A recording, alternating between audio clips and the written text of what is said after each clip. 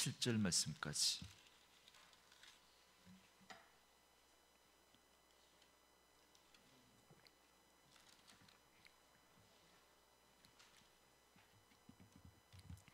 마태복음 5장 33절에서 37절 말씀까지. 우리 말씀 찾으셨으면 한 목소리로 같이 읽습니다.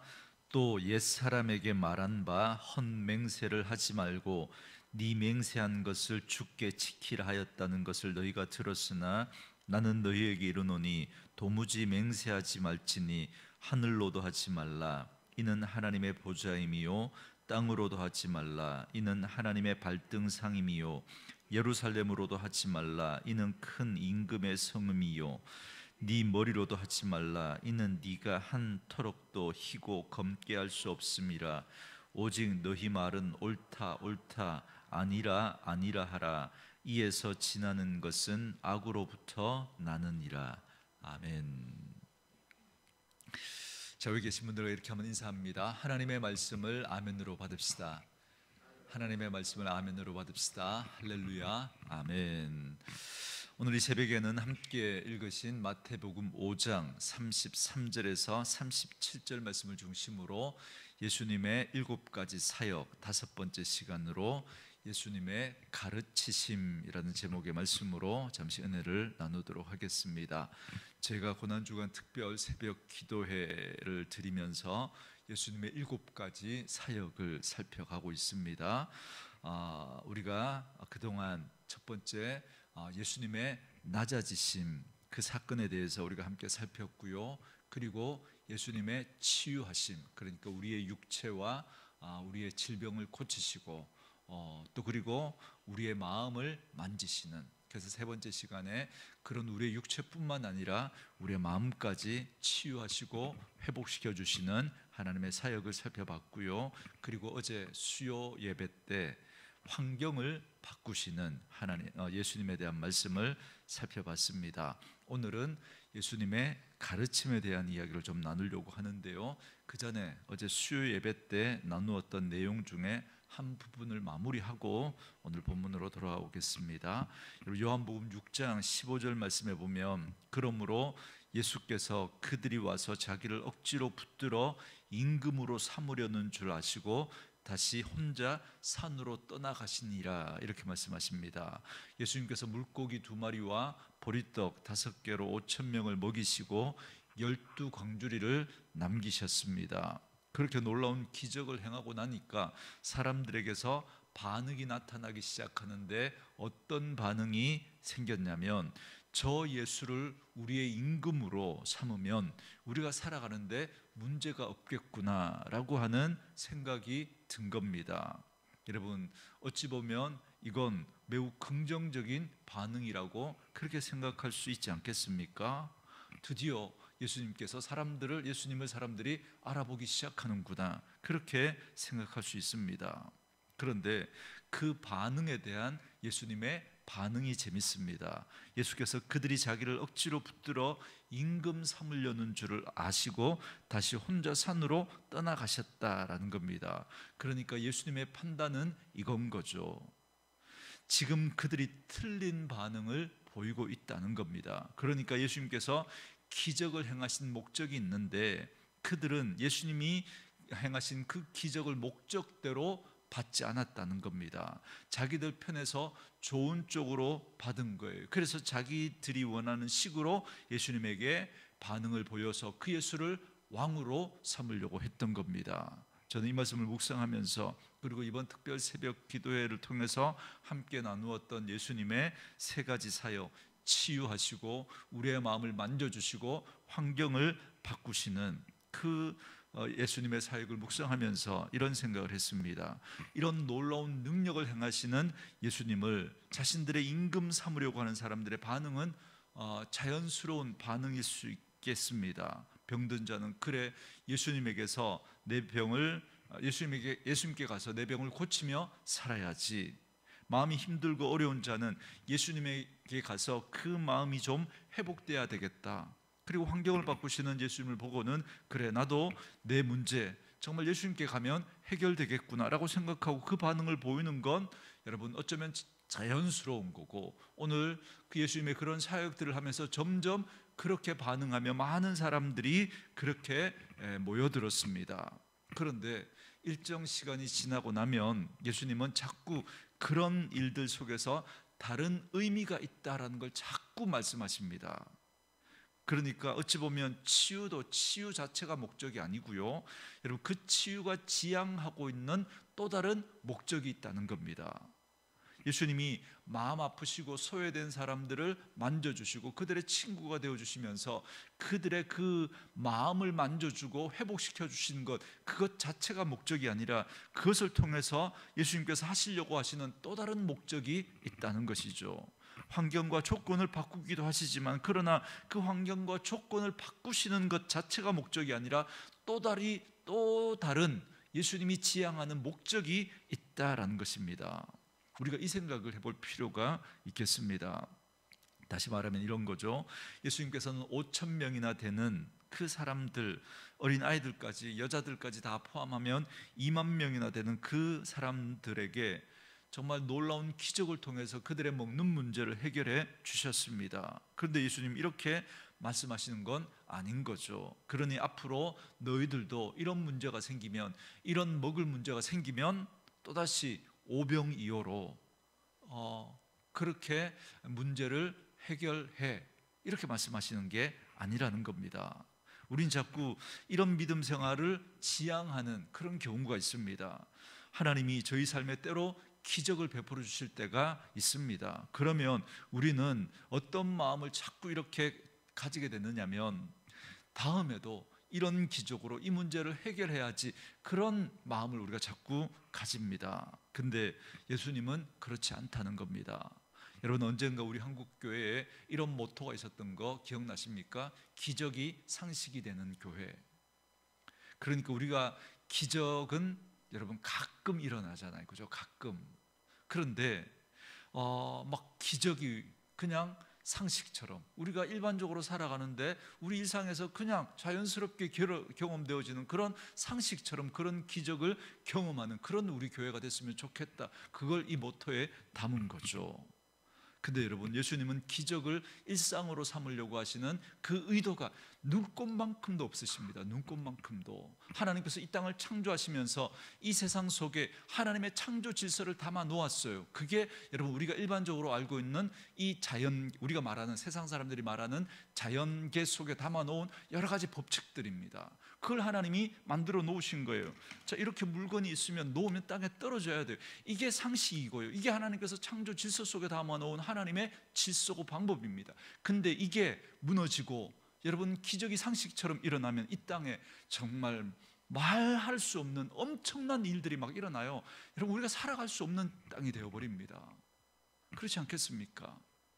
주님은 기적을 상식처럼 우리에게 주시려고 하시는 의도가 눈꼽만큼도 없어요. 눈꼽만큼도. 저와 여러분이 때로 어떤 집회나 부흥회나 세미나 같은 곳에 참석해서 우리들의 일상의 삶과는 다른 놀라운 기적을 경험할 때가 있습니다. 여러분, 얼마나 좋아요, 그죠? 저도 그걸 경험하면서 얼마나 감사했는지 모릅니다. 막 놀라운 일들이 막 일어나는 게 있어요. 우리가 상식적으로는 도무지 생각되지 않는, 뭐 이렇게 막 옛날에 그랬죠, 우리 한국교회 아말금이 막 금리로 바뀌는 그런 일들이 막 경험돼요. 제가 그 현장에 제가 있었거든요. 얼마나 신기해요. 얼마나 놀라워요, 그런 일들을 경험하고 나면. 그러나 여러분, 저와 여러분에게 하나님이 가지고 계신 그 일들을 통해서 하나님이 가지고 계신 또 다른 목적하심이 있다라는 사실을 여러분 꼭 기억해야 되지, 그 치유 혹은 그 만지심, 아니면 그 하나님의 환경을 바꾸심, 거기에만 집중하게 되면 예수님이 가지고 계시는 진짜 의도를 우리가 놓칠 수 있다는 겁니다. 저는 그 진짜 의도가 뭐라고 말씀하시는지 오늘 이 새벽에 여러분과 함께 나누려고 하는데요, 그게 가르침입니다. 가르침. 그 일을 통해서, 그 하나님만이 하실 수 있는 그 놀라운 일을 통해서 하나님이 우리에게 가르치시려고 하시는 게 있다라는 것이죠.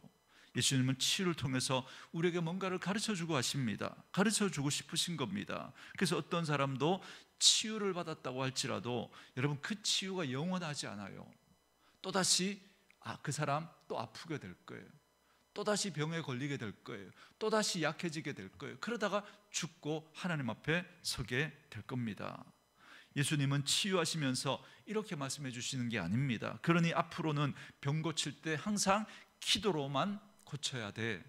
약도 먹지 마, 병원에도 가지 마, 수술도 하지 마. 그걸 하나님이 우리에게 그 패턴을 우리에게 알려주시려고 그 기적을 행하신 게 아니라는 겁니다. 뭐 너희 운동 안 해도 돼, 기도만 하면 돼, 그걸 우리에게 알려주시려고 하시는 게 아닌 거죠. 여러분, 이렇게 사람들이 어떤 그 마음의 상처를 누구에게도 그렇게 위로받지 못하고 그 또 사람들에게 그렇게 받을 수 없었던 그 위로를 예수님에게서 경험하고 회복된 분들이 있다면 이제 너희는 모든 사람들과의 관계 다 끊어도 괜찮아. 주님만 너희 마음을 만져주시면 돼. 주님만 네 마음 알면 돼. 그러니까 다른 사람들과 관계 중요하지 않아. 그걸 우리에게 말씀해 주시기를 원하는 게 아닌 거죠. 여러분, 그 여인의 마음을 만져주시면서 너는 뭐 괜찮아, 이제 내가 네 마음 알아주고 만져주면 돼, 다른 사람들하고 관계 필요 없어, 그걸 말씀하는 게 아니죠. 그 마음이 치유되어지니까 오히려 그 여인이 어떻게 됩니까? 다른 사람들의 눈을 피해서 그 뜨거운 정오에 그 물을 기르러 나왔던 그 여인이 이제 그 마을 사람들 속으로 들어가지 않습니까? 먹을 것이 없을 때 그렇게 기도로 그렇게 오병이어의 기적을 경험한 너희들이 이제는 기도해서 뭘 문제 해결해 하나님이 주실 때까지 기다려. 그 방법을 알려주신 게 아니라는 거죠. 그 사건을 통해서 예수님은 무엇인가 우리에게 알려주고 싶으신 겁니다. 이 사실을 여러분 염두에 두셔야 됩니다. 그래서 어찌 보면 기적보다 더 중요한 게 있는데 그게 여러분 우리의 일상입니다. 하나님은, 예수님은 우리의 일상을 더 중요하게 여기십니다. 기적은 왜 있는 거냐면 그 기적이라고 하는 특별한 사건을 통해서 하나님이 가르쳐 주시는 그 생각과 마음을 담고 일상의 삶을 소중하게 여기며 살아가라고 마치 선물처럼 우리에게 주시는 게 기적이에요. 선물처럼. 그래서 그 하나님의 선물을 받은 우리들이 그 선물을 통해서 주신 하나님의 그 가르침을 우리의 마음에 담고 일상의 삶을 다시 하나님의 백성답게 꾸준하게 올곧게 하나님의 방법대로 살아가라고 우리에게 말씀해 주시는 겁니다. 예수님은 치유하심과 만지심과 환경을 바꾸시는 그 사역을 통해서 그 기적 자체가 목적이 아니라 그걸 통해서 진짜 이루고 싶은 그 목적이 있습니다. 오늘은 본문에서 그 예수님의 진짜 목적이 무엇인지 구체적으로 드러내십니다. 여러분, 오늘 본문을 우리가 33절부터 읽었지만 여러분 우리가 사실은 21절부터 읽으시면 더 명확해집니다. 여러분 21절부터 이렇게 48절까지 보시면 계속 반복적으로 말씀하시는 예수님의 아주 독특한 패턴이 하나 나옵니다.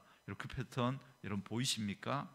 21절 말씀에 보시면 옛사람에게 말한 바 살인하지 말라, 누구든지 살인하면 심판을 받게 되리라 하였다는 것을 너희가 들었으나 나는 너희에게 이른다, 이렇게 말하죠. 그리고 33절 끝부분도 보세요. 뭐라 그래요? 뭐뭐 하였다는 것을 너희가 들었으나, 그리고 이어지는 34절에서 이렇게 말씀하시죠. 나는 너희에게 이른다, 이렇게 말한다, 이렇게 말해요. 그리고 38절도 보세요. 또 눈은 눈으로 이는 이로 갚으라 하였다는 것을 너희가 들었으나 나는 너희에게 이른다, 이렇게 말하죠. 43절에도 보세요. 또 네 이웃을 사랑하고 네 원수를 미워하였다라는 것을 너희가 들었으나 나는 너희에게 이르노니, 이렇게 너희가 들었으나, 이렇게 너희가 배웠으나 나는 너희에게 이렇게 말한다 말씀해 주시죠. 여러분, 이 패턴이 계속해서 예수님이 사용하신 아주 독특한 패턴입니다. 여러분, 예수님께서 마태복음 5장에서 쓰시는 이 독특한 어법, 여러분 주목하셔야 됩니다. 그러니까 지금까지 생각해 왔던 것이 있다는 겁니다. 지금까지 너희가 들었던 것이 있다는 겁니다. 지금까지 너희가 이 패턴으로 행했던 것이 있다는 겁니다. 그런데 예수님께서 이제 다시 이야기해 주시는 거예요. 다시. 그러니까 이제부터 다시 말씀하시면, 예수님이 이제 이렇게 말씀하시면, 너희가 이제까지 이렇게 생각했던 이거, 너희가 이게 맞다고 생각했던 거 이거, 너희가 이 패턴으로 살아왔던 이거 어떻게 하라는 거예요? 바꾸라는 거예요. 예수님이 말씀하시는 이 패턴으로 다시 살아가라는 겁니다. 그 전까지 우리가 붙들고 있었던 거 이거 더 이상 효력이 없다는 거예요. 옛 율법에는 너희가 이게 맞다고 배웠지만 예수님께서 이제 율법을 새롭게 정의 내려주시니까 이제는 이 율법이 아니라 예수님이 해석해 주신 이 말씀 가지고 살아야 한다는 것이죠. 그러니 너희가 지금까지 생각했던 예수가 누구냐? 그 예수가 아니라 그 치유 사건을 통해서 내가 너희에게 보여주신 이 예수가 누구인지를 다시 생각하라는 것입니다. 예수님께서 사마리아 수가성 여인의 마음을 만져주면서 네가 너 스스로에 대해서 평가했던 너의 인생에 대한 판단이 있느냐? 그러나 나는 너의 인생을 다시 규정한다라고 예수님이 다시 그녀의 인생을 새롭게 규정해 주시는 거예요. 그러면 이제까지 내가 생각했던 내 인생에 대한 내 판단을 버리고 이제 예수님이 규정해 주신 내 인생에 대한 새로운 판단을 가지고 이제 우리는 살아가야 한다는 것이죠. 예수님께서 상황을 바꾸시면서 말씀해 주시는 거예요. 그 환경과 상황이 가져다 주었던 네 생각이 무엇이냐? 너희가 그런 생각을 가지고 있었으나 이제 너희는 이제 내가 그 상황을 내가 바꾸니, 그 상황에 대한 평가를 내가 다시 내리니까 너는 이제 다른 태도로 살아가라는 겁니다. 내게 이런 일이 일어났으니까, 내게 이런 상황이 벌어졌으니까 이제 난 끝이야, 망했어라고 하는 그 생각 버리라는 거예요. 그 상황을 바꾸시는 하나님이 이제 그 상황을 다시 해석하시니까 이제는 그 상황에 대한 내 판단, 평가를 내려놓고 하나님의 판단으로 살아가라고 말씀하시는 것이죠. 여러분, 그렇기 때문에 여러분 상황이 우리에게 가져다 주는 그 생각으로 여러분 사시면 안 됩니다. 그 상황을 얼마든지 바꾸실 수 있는 분이 우리 하나님이라면, 그분이 우리 주님이라면, 여러분 그 주님이 우리와 함께 하시고 그 주님이 우리를 붙들고 계신다면 우리는 얼마든지 그 상황을 여러분 이겨내며 살아갈 수 있다는 겁니다. 그러니 그 상황에 대한 네 판단을 버리라는 거예요. 주님은 그 생각을 우리에게 바꿔주고 싶으신 겁니다. 그래서 오늘 본문에서는 지금까지 우리가 가지고 있었던 말들과 다른 말을 만들어주고 싶어 하십니다. 지금까지 우리가 가지고 있었던 생각과 다른 생각을 주시려고 하시는 거예요. 이게 바로 예수님이 치유하시고 만져주시고 상황을 바꿔주시는 것을 통해서 우리에게 진짜로 의도하시고 목적하시는 것이 바로 이것입니다. 그게 바로 오늘 우리가 나누려고 하는 예수님의 가르침입니다. 그러니까 예수님이 가르치신다라고 하는 것은 무엇을 의미하는 거냐면 다른 생각을 주시려고 한다는 거예요. 다른 생각을. 이제까지 우리가 가지고 있었던 그 생각과 다른 생각을 가지고 살아가라고 하는 것입니다. 저는 여러분들이 하나님 앞에 예배하고 말씀 듣고 믿음의 삶을 살아가면서 지금까지 가져왔던 것과는 다른 생각이 여러분 안에 생겨나기를 주의 이름으로 축원합니다. 그래서 믿음은 뭐라고 정의해드리죠? 내 생각을 끄집어내고 하나님의 생각을 집어넣는 것이라고. 그래서 여러분 믿음은 생각의 싸움이에요. 내 생각과 하나님의 생각, 이 생각의 싸움입니다. 그래서 교만은 어떻게 정의 내릴 수 있냐면 하나님의 생각보다 내 생각이 더 맞다고 계속 주장하는 그 태도가 교만인 겁니다. 하나님, 전 병이 안 나으면 살 수 없습니다. 이게 내 생각인데 이 생각을 버리지 않는 것, 이게 교만인 거죠. 도리어 하나님 앞에 기도할 때 치유하심이 목적이 아니라 그 치유하심 너머의 생각으로 나아가야 한다는 겁니다. 하나님, 전 병이 안 나아도 제 인생 끝이라고 생각하지 않겠습니다. 왜요? 하나님이 내 인생의 주인이시니까. 하나님께서 그 여인의 마음을 만져주시는 건 하나님이 이제 이걸 알려주고 싶으신 거죠. 여인아, 너의 상황이 변치 않아도 네 생각한 네 인생을 네 인생으로 살지 말고 내가 다른 인생을 나와 함께 살아간다면 얼마든지 다른 인생이 가능하단다라고 말씀하신다면 이제 그 생각을 이제 내 생각으로 바꾸고 살아가야 되는 것이죠. 여러분, 저희들 인생을 살다가 보면 이러저러한 일들을 만나면서 마치 그 일 때문에 우리의 인생의 자녀의 인생이 막다른 길에 있는 것처럼, 우리 가정이 막 이제 끝이 난 것처럼 그렇게 생각이 되어지고 우리의 인생이 막 휘청거릴 때가 있습니다. 그런 생각이 들 때가 있습니다. 그러나 하나님은 말씀하시는 거예요. 이제부터 너희의 주님이 되시는 예수가 너와 함께하는 한, 그 어떤 질병이 너희에게 찾아와도, 너희 마음에 어떤 상처와 아픔과 외로움이 찾아오고 그 어떤 환경과 조건이 너에게 다가왔다고 할지라도 치유하시고 만지시고 그 환경을 바꾸시는 그 주님이 너희와 함께 한다면 너희의 인생은 또 다른 국면을 맞이하게 될 거야. 너는 얼마든지 새로운 인생을 살아갈 수 있어 라고 주님이 우리에게 이 말씀을 해주고 싶으신 거예요. 그렇게 깨닫고 나니까 우리에게 더 중요한 것은 기적을 경험하는 인생이 아니라 그 기적을 통해서 일상의 삶을 그 주님과 함께 더 소중히 여기며 살아가는 것입니다.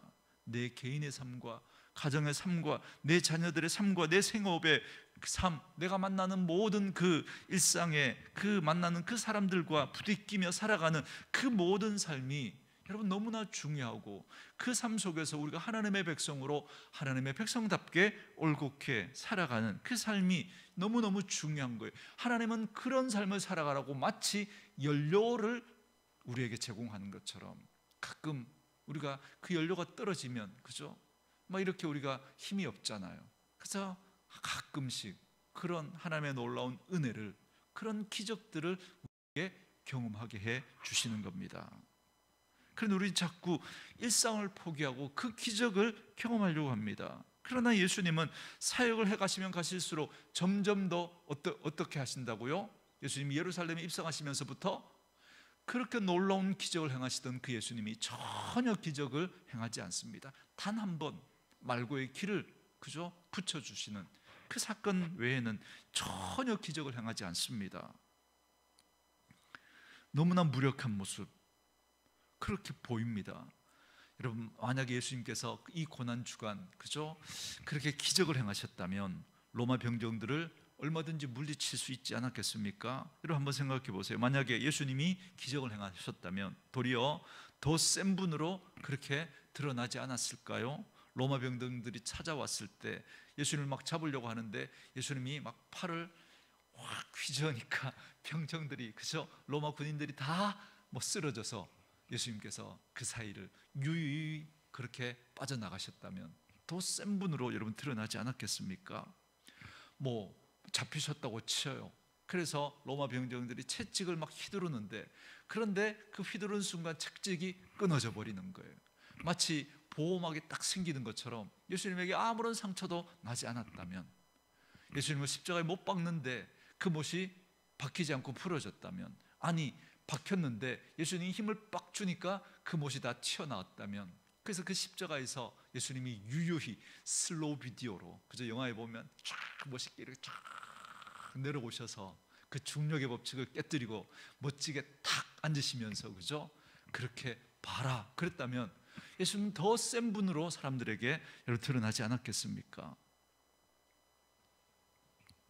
근데 예수님의 마지막 모습은 너무나 유약하고 너무나 연약하고 너무나 무력하고 아무런 힘이 없는 분처럼 그 마지막을 맞이하셨습니다.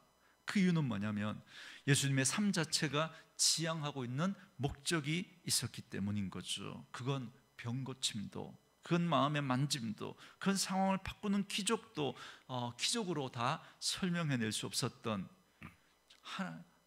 그 하나님이 예수님을 보내신 목적, 그리고 예수님이 걸어가셔야 했던 그 길, 목적이 있으셨던 거죠. 그게 뭐냐면 이제부터 예수를 통해서 너희가 지금까지 가슴에 담고 있었던 그 인생이 아닌 예수를 가슴에 품고 사는 그 인생으로 바뀌어지면, 지금까지 너희가 가지고 있었던 말과 생각이 아닌 예수를 통해 예수님께서 주시는 그 말과 그 생각을 품고 똑같은 땅이지만, 똑같은 상황이지만, 똑같은 삶인 것 같지만 그 삶을 다른 태도로 살아내라고 말씀하시는 것입니다. 그 예수님, 우리를 구원하시고 하나님의 자녀 삼아주신 그 예수님을 우리가 마음에 담고 우리가 하늘 백성인 것을 안다면 이 땅이 우리의 삶의 목적이 아니니까, 하나님이 우리에게 새로운 그 하늘 백성의 삶을 우리에게 살게 해주셨으니까. 그러니까 그 예수와 함께 이 땅을 살아가면서 마치 하늘이 없는 것처럼, 이 세상이 다인 것처럼 그런 사람들과 똑같이 생각하고 똑같이 말하고 똑같이 살아가면 안 된다는 것이죠. 그걸 하나님이 우리에게 말씀해 주고 있는 것입니다. 그러므로 만약에 저와 여러분이 예수님에게서 배우지 않는다면 우리들의 믿음의 삶을 살아가고 있지 않는 건지도 몰라요. 예수님에게 배우지 않는다면, 예수 믿으면서도 여전히 내 생각만 꼭 붙들고 여러분 살아간다면 그 사람은 예수 믿는 게 아닌지 몰라요. 그냥 교회를 오래 다닌 세상 사람인 거죠. 그렇지 않습니까? 예수 믿는다는 건 그 예수님을 내가 가슴에 담고 그 예수님의 그 가르침을 받고 살아가는 거잖아요. 그런데 우리의 생각이 바뀌지 않는다면 그냥 교회만 오래 다니는 세상 사람인 거죠. 그렇기 때문에 믿음은 내 생각과 하나님의 생각의 다툼입니다. 이 일이 매 예배 때마다, 이 일이 여러분이 말씀을 읽을 때마다 여러분 일어나야 되는 겁니다. 내가 생각했던 내 인생에 대한 생각이 있어요. 내가 생각했던 내 자녀에 대한 생각이 있어요. 내가 생각했던 그 내 교회에 대한 생각이 있어요. 내가 생각했던 이 나라에 대한 그 생각이 우리에게 있습니다. 그런데 그 생각이 이제는 누구 생각으로 바뀌어져야 돼요? 하나님의 생각으로 바뀌어져야 돼요. 다시 바라봐야 돼요. 내가 생각했던 성공에 대한 생각이 있었어요. 그러나 하나님이 우리에게 말씀해 주시는 성공에 대한 그 생각으로 우리가 바뀌어져야 되는 겁니다. 그래서 여러분, 영적인 싸움은 어디에서 제일 여러분 민감하게, 제일 치열하게 여러분 일어난다고 늘 말씀드리죠? 우리의 생각이에요. 생각. 우리의 마음 안에서 이 싸움이 제일 심각하게 민감하게 일어나는 겁니다. 말씀을 들을 때마다 여러분 마치 내 마음에 흙탕물이 막 일어나야 됩니다. 정답인 것 같다고 같았던 내 생각, 내 마음 깊은 곳에 이건 이래야 돼라고 내가 내린 그 정답이 있어요. 그 생각 속에 마치 하나님이 새로운 생각을 막 던져 놓으니까 이게 막 새로운 생각이 막 들어오니까 어떻게 돼요? 가라앉아 있었던 그 내 생각이 막 이렇게 올라오면서 막 이렇게 이 갈등이 일어나는 거죠. 여러분, 그런 생각의 싸움들이 일어나야 되고 거기에서 내 생각을 내려놓고 하나님의 생각이 맞습니다라고 하나님의 생각으로 내 생각이 정돈되어질 때, 그럴 때 우리는 하나님의 백성의 삶을 갖추어 가게 되는 것입니다. 교회를 오래 다녀도 생각이 바뀌지 않으면 그냥 교회 오래 다닌 세상 사람인 거예요. 저는 우리 사랑 온누리 교회 식구들이 우리 안에 하나님의 생각을 더 많이 담아가기를 주의 이름으로 축원합니다. 예수님은 치유를 통해서 예수님에 대한 사람들의 생각을 바꾸기를 원했습니다. 예수님은 그 사람의 마음을 만지심을 통해서 그들의 마음의 생각을 바꾸시기를 원했습니다. 환경과 상황을 바꾸시면서 예수님은 사람들의 생각을 바꾸기를 원하셨던 겁니다. 그 전까지 여러분, 이 사람들이 오늘 본문에서 말하는 것처럼 그 전까지 그들이 가지고 있었던 생각이 있었어요. 그들이 배워왔던 그 가르침이 있었던 거예요. 그런데 주님은 그걸 새롭게 바꾸기를 원하는 거예요. 예수님의 이 치유와 예수님이란 만지심과 상황을 바꾸시는 그 예수님을 보여주시면서 이제 주님께서 이제 새로운 가르침을 우리 속에 집어넣어 주시는 것이죠. 여러분, 너무나 놀랍지 않습니까? 예수님이 딱 오셔서 말씀을 시작하시는 겁니다. 또 옛사람에게 말한 바 헛맹세를 하지 말고 네 맹세한 것을 주께 지키라 하였다는 것을 너희가 들었으나 지금까지는 너희가 이게 진리였다라는 거죠. 그러나 나는 너희에게 말한다. 이제부터 바뀐다는 거예요. 이제 바꿔주신다는 거예요. 그러니까 예수님이 말씀하시는 순간 진리의 기준이 바뀌는 거예요. 나는 이제부터 너희에게 말하노니 너희는 도무지 앞으로 무엇으로도 맹세하지 말아라. 너희가 눈은 눈으로 이는 이로 갚으라 하였다는 것을 너희가 들었으나 나는 너희에게 말한다. 이제부터 그건 진리가 아니다. 이제부터 그건 진리가 아니다. 예수님이 다시 진리를 정의 내리시는 거죠. 너희가 네 이웃을 사랑하고 네 원수를 미워하라 하였다는 것을 너희가 들었으나 나는 너희에게 이른다. 이제부터 그것이 아니라는 거예요. 간음하지 말라 하였다는 것을 너희가 들었으나 그래 간음하지 말라라고 하는 거 그것이 너희가 진리인 것처럼 그렇게 알고 있지만 나는 너희에게 이제 새롭게 규정한다는 거예요. 이제부터 여인을 보고 음욕을 품는 자도 이미 간음한 거라는 거예요. 원수를 사랑하라고 그렇게 배웠지만 이제부터 사람들을 향하여서 나가라고, 바보라고 해도 이제 너는 살인한 거야. 그렇게 살인하지 말라고 배웠지만 마음에 그 사람을 보고 바보야, 멍청이야 그 말만 해도 살인한 것과 똑같다고 말씀하면 정의를 주님이 새로 내려주시는 거죠. 그러니까 여러분, 이 말을 들은 그 당시 사람들의 생각을 한번 들어보세요. 지금까지 진리라고 꽉 붙들고 있었어요. 그 율법이라고 하는 정말 변할 수 없는 그 진리를 가지고 그들이 이렇게 살아가야 하는 거라고 그렇게 붙들고 있었어요. 그런데 예수님께서 이제 그거 내려놓고 내가 말하는 걸 진리로 다시 생각하라는 겁니다. 그렇다면 오늘 이 새벽에 우리가 물어야 될 건 이겁니다. 저와 여러분에게 율법처럼, 저와 여러분에게 하나님의 말씀인 것처럼 생각했던, 우리가 붙들고 있었던 생각의 진리가 무엇입니까? 그것이 무엇이라고 할지라도 오늘 우리가 예배하는 이 시간에, 하나님 앞에 찬송 부르는 이 시간에, 하나님 앞에 엎드려 기도하는 그 시간에, 그때 하나님이 알려주시는 게 있다면 그 태도를 가지고, 그 하나님이 알려주시는 그 기준을 가지고 우리 새롭게 우리 인생을 규정하며 그거 붙들고 살아가라는 거죠.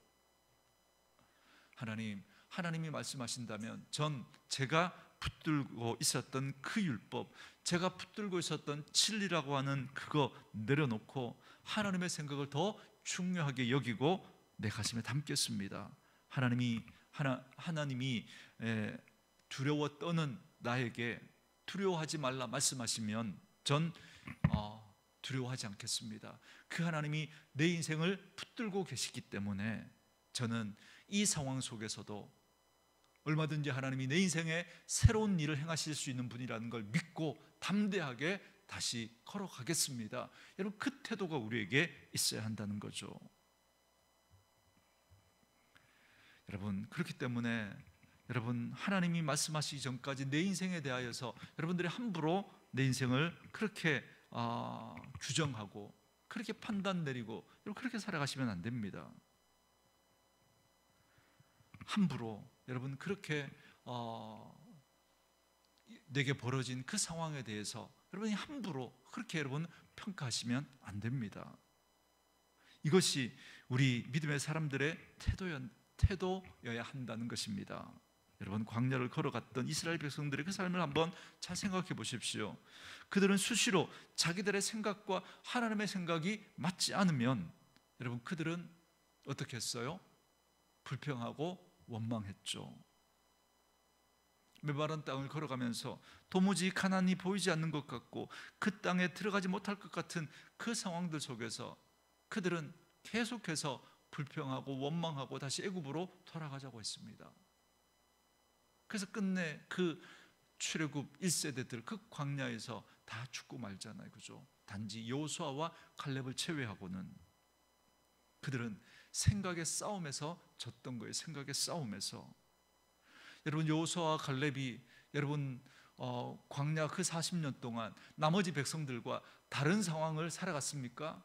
다른 사람들은 다 메마른 땅을 걷는데 여호수아와 칼렙은 구름 위를 걷는 것 같은 그 삶을 살았습니까? 아니에요. 똑같은 환경을 똑같이 걸어갔지만 그들은 그 생각 속에, 그 여호수아와 칼렙은 그 생각 속에 하나님이 말씀해 주시는 하나님의 그 가르침을 가슴에 담고 살아갔던 거예요.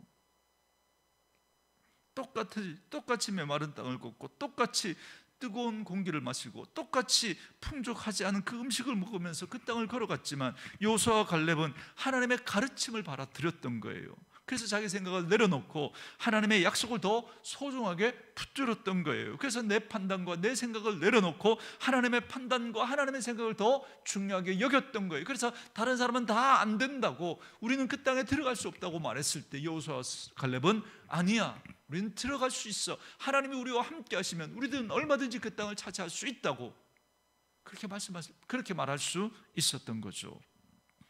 저와 여러분도 똑같이 메마른 땅을 걸어가야 할지 모릅니다. 이 예배가 마쳐지고 나도 여러분, 이 기도회가 마쳐지고 나도 또다시 우리가 주일을 보내고 나도 오병이어처럼 내 환경과 조건이 변하지 않을 수 있습니다. 그냥 우리 인생에 이 오병이어밖에 없는 것 같은, 이것으로는 도무지 아무것도 할 수 없을 것 같은 그런 상황을 우리가 만나게 될 겁니다. 그러나 여러분, 주님께서 우리에게 말씀하시는 거죠. 그런 치유하심을 통해서, 그런 만져주심을 통해서, 그런 환경을 바꾸시는, 정말 흔하지는 않지만 우리의 삶의 일상처럼 다가오지 않지만 때로는 그렇게 우리 삶 속에서 역사하셨던 그 주님이 우리에게 말씀해 주시는 거예요. 너희의 상황이 그렇다고 할지라도 내가 너희와 함께 한다면 너는 이 메마르고 거친 땅을 그 주님과 함께 얼마든지 걸어갈 수 있다고. 그 주님과 함께 길을 걸어간다면 그 아버지의 온전하심 같이 우리가 온전한 마음과 태도를 가지고 이 땅을 살아낼 수 있다고, 그렇게 또 살아가라고 우리에게 격려하시면서 하나님은 때로 우리에게 그런 기적을 선물처럼 우리에게 허락해 주시는 거죠. 저는 정말 저의 인생에도 그렇고 여러분의 인생에도 그렇고 하나님이 여러분의 인생에 정말 이런 기적을 베풀어 주시기를 원하십니다. 우리를 만져주셔서 정말 우리의 그 연약함을 주님이 고쳐주시고 우리의 마음을 만져주시고 때로 우리가 어떻게 할 수 없는 그 상황을 하나님께서 바꾸어 주시는 그런 기적을 저는 매일 주님 앞에 은혜를 구합니다. 그렇게 되기를 원해요. 그리고 그런 은혜를 우리가 경험할 때가 있잖아요. 그렇다면 그거 소중하게 여기시고 그 은혜를 경험한 우리들이 마치 연료를 제공받은 것처럼 그 하나님을 마음에 담고 이제 우리로 또다시 그 거칠고 메마르고 뜨거운 그 땅을 우리 주님과 함께 하나님의 백성다운 태도로, 하나님의 백성다운 말과 표정과 눈빛과 그 삶을 그렇게 걸어가라는 것이죠. 하나님이 오늘 우리에게 이 말씀을 하고 계신 겁니다. 오늘 이 새벽에 저는 하나님께서 여러분에게 말씀해 주시기를 원합니다. 여러분이 포기했던 상황에 아니 내가 있는 한 아직 포기가 아니야 라고 그렇게 말씀하시는 주님의 음성이 들려지기를 원하고, 그래서 여러분의 생각을 내려놓고 하나님의 생각을 받을 수 있기를 바랍니다. 여러분이 성공이라고 생각했던 그 성공이 아니라 하나님이 내가 바라보는 성공은 바로 이런 거야 라고 하나님이 말씀해 주신다면 그 말씀을 가슴에 담고 살아갈 수 있기를 원합니다. 저는 저와 여러분들이 붙들었던 소망이 진짜 소망이 아니라 하나님이 주시는 진짜 소망이 무엇인지를 깨닫고 그 주님 안의 가르침을 받아들이시는, 그래서 그걸 붙들고 살아가는 복된 그런 저와 여러분의 인생이 될 수 있기를 원합니다. 그럴 때 우리는 그 예수로 충만해질 때, 그 예수의 가르침으로, 그 예수의 생각으로 우리가 충만히 우리의 마음에 담을 때 여호수아처럼 우리는 똑같은 광야를 걸어가지만 그러나 하늘 백성의 바르고 올곧은 그런 모습으로 세상 사람들과는 다른 태도와 삶을 살아가게 될 겁니다. 그 은혜가 저와 여러분에게 있기를 주의 이름으로 축원합니다. 주신 말씀 묵상